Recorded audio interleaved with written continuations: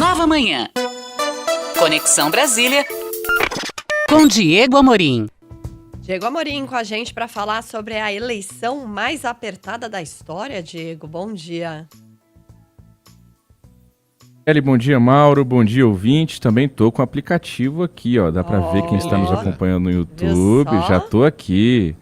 Eu já tinha baixado o aplicativo da Nova Brasil, claro, e agora com essas novidades todas aqui ficou bem legal. Vamos lá, pessoal. Ninguém dorme mais em Brasília até o dia 30, né? Ninguém dorme mais. Em Brasília ou no Brasil? Em Brasília ou no Brasil? Exatamente. Quem dormir, dormiu. Quem não dormiu, não dorme mais, né? Daqui até lá quando agora... você vai ser mãe, né? Mãe e pai, o pessoal fala, aproveita pra dormir. A eleição tá tipo assim. Por falar nisso, dizem que depois dos 6 meses melhora. O meu já passou 3 anos, eu continuo sem dormir direito, Michele. Me ajuda com isso aí. Não, eu não sou referência. O Mauro, que já tem um com 14, né? Aí ele pode falar um pouquinho melhor. Mais velhos, 14, 12, já pode, fica tranquilo que vai melhorar. Porque aí depois vai chegar uma fase que eles não querem acordar, viu? Você fica lá meio-dia, bora, acorda. Ai. Vamos lá. Eu queria falar um pouquinho, fazer um histórico com o nosso ouvinte, porque a gente fica falando, a eleição mais apertada da história, eleição mais apertada da história. E quando eu escuto isso, eu tenho para mim que às vezes pode ser uma força de expressão do jornalista, né, de quem está fazendo ali uma análise. Então eu falei, deixa eu dar uma olhadinha, eleição por eleição, desde a redemocratização, para saber se de verdade nós estamos diante da eleição mais apertada da história. Vamos lá, vamos ouvinte comigo. 1989, no primeiro turno, Fernando Collor de Mello teve 32,47% dos votos, Lula 16,69%. Eles foram para o segundo turno, com uma diferença entre eles, Collor e Lula, em 89, de 15,78 pontos percentuais. No segundo turno, o Collor ganha do Lula por 53,03% contra 46,97% dos votos. Uma diferença de 4.013.634 votos.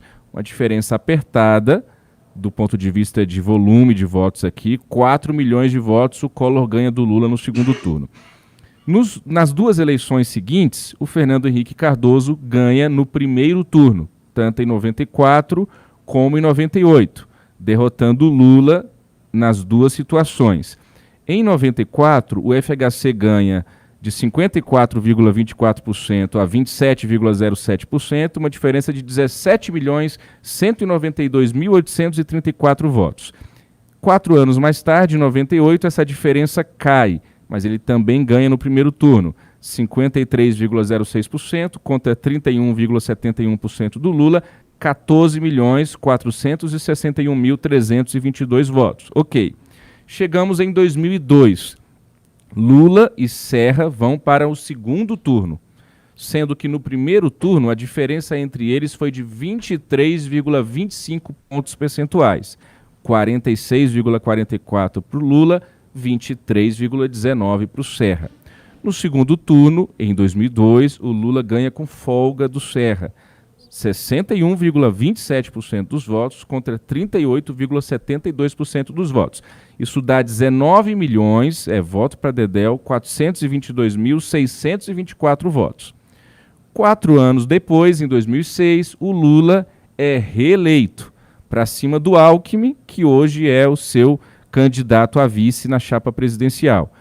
A diferença no primeiro turno foi apertada, 6,97 pontos percentuais somente, 48,61 contra 41,64, mas aí no segundo turno o Lula ganha até melhor do que ganhou 4 anos atrás, com uma diferença de 20.751.864 votos para o Alckmin, percentualmente 60,83, 39,17.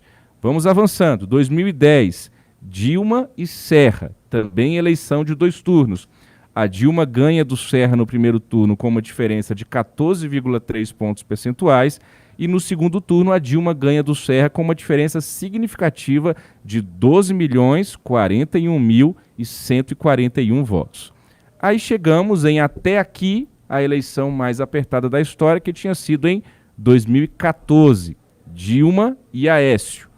No primeiro turno, eles têm uma diferença de 8,04 pontos percentuais. E no segundo turno, em 2014, a Dilma vence o Aécio naquela eleição cuja apuração foi para cardíacos, né? Ponto a ponto, voto a voto no finalzinho ali. Dilma, 51,64% dos votos, Aécio, 48,36% dos votos. Em números absolutos, nós estamos falando de uma diferença de 3.459.963 votos. Foi a menor diferença até aqui desde a redemocratização em números absolutos. Em 2018, nós sabemos, Bolsonaro vai para o segundo turno contra o Fernando Haddad, do PT, com uma diferença de 16,75 pontos percentuais, e uma diferença no segundo turno de 10.756.941 votos.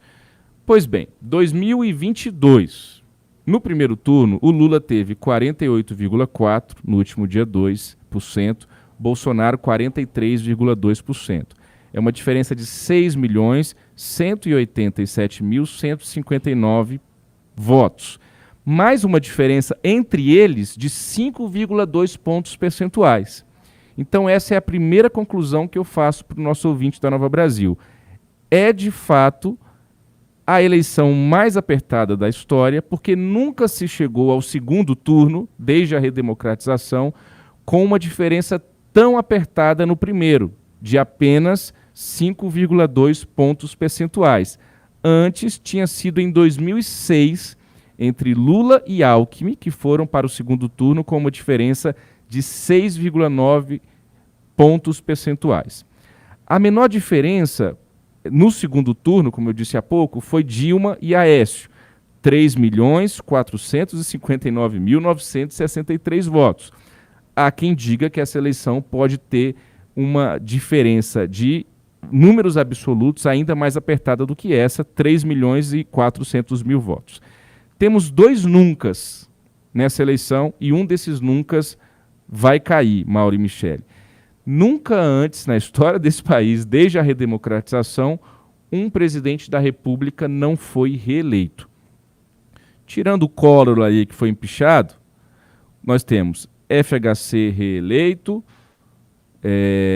Lula reeleito, Dilma reeleita e agora o Bolsonaro. Se o Bolsonaro não for reeleito, pela primeira vez nós não vamos ter um presidente reeleito. E nunca quem largou no primeiro turno perdeu no segundo. Quem largou na frente no primeiro turno perdeu no segundo. Todo mundo que sai na frente no primeiro turno confirma a sua vitória no segundo turno. Se o Bolsonaro ganhar, vai ser a primeira vez que alguém que saiu na frente, que largou na frente, não conseguiu confirmar a vitória no segundo turno. Então, resumindo, é a diferença mais apertada do primeiro turno, somente 5,2 pontos percentuais. Estamos diante de uma possibilidade de ver uma diferença no segundo turno de uma menor quantidade de votos também já da história, desde a redemocratização, e esses dois nuncas. Nunca um presidente não foi reeleito, nunca quem largou no primeiro turno perdeu no segundo. Vamos ver o que vai acontecer no dia 30. Nós estaremos ao vivo aqui na Nova Brasil FM a partir das 5 da tarde, com todos os detalhes dessa apuração minuto a minuto com você. Prepare o seu coração. Diego Amorim, obrigado por hoje. Vamos preparando e ficando atentos. Diego volta amanhã aqui com a gente. Valeu, Diego. Obrigado, boa quinta. Valeu. Obrigado, até amanhã.